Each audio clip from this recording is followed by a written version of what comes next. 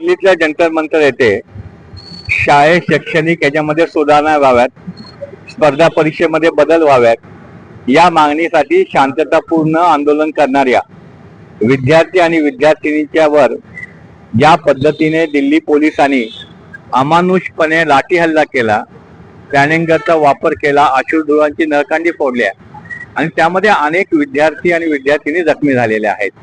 Delhi police हे केंद्रीय गृहमंत्री अमित शहा यांच्या अखत्यारीमध्ये येतं आणि ज्या पद्धतीने शांततेने चाललेलं आंदोलन या पद्धतीने दडपशाहीच्या मार्गाने संपवण्याचा जो प्रयत्न केला होता, त्या गोष्टीचा निषेध म्हणून त्या 1 तारखेला ज्यावेळेला अमित शहा पुण्यामध्ये येणार आहेत, अमित शहा यांनी उत्तर द्यावं की या अधिकाऱ्यांना कोणी आदेश दिला होता. अशा पद्धतीचं लाठी हल्ला, प्लॅनिंग किंवा अश्रुधूर याची वापर करण्याची गरज नव्हती.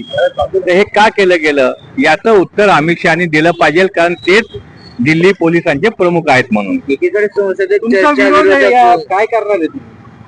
आमच्या विद्यार्थ्यांच्यावर झालेल्या अमानुष लाठी हल्ला आणि जे काय अत्याचार झालेत, मुलींच्यावर ज्या पद्धतीने पोलिसांनी आणि RSSच्या गुंडांनी साध्या वेशेमध्ये त्या ठिकाणी जो हल्ला केला, जो विनयभंग करण्याचा प्रयत्न केला, या सर्व घटनेला केंद्रीय गृहमंत्री अमित शहा हे जबाबदार आहेत.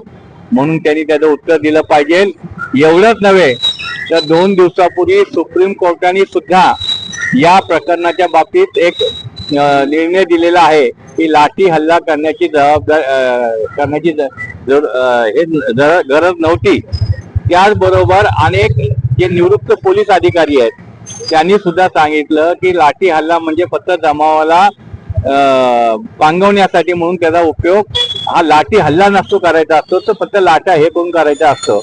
असं असताना शांतताप्रिय विद्यार्थ्यांना आणि मुलींच्यावर ज्या पद्धतीने या ठिकाणी हल्ला झालाय, ते RSSचे साध्या वेशातले गुंड असतील किंवा दिल्ली पोलीस असतील, याचं उत्तर अमित शहानी दिलं पाहिजे.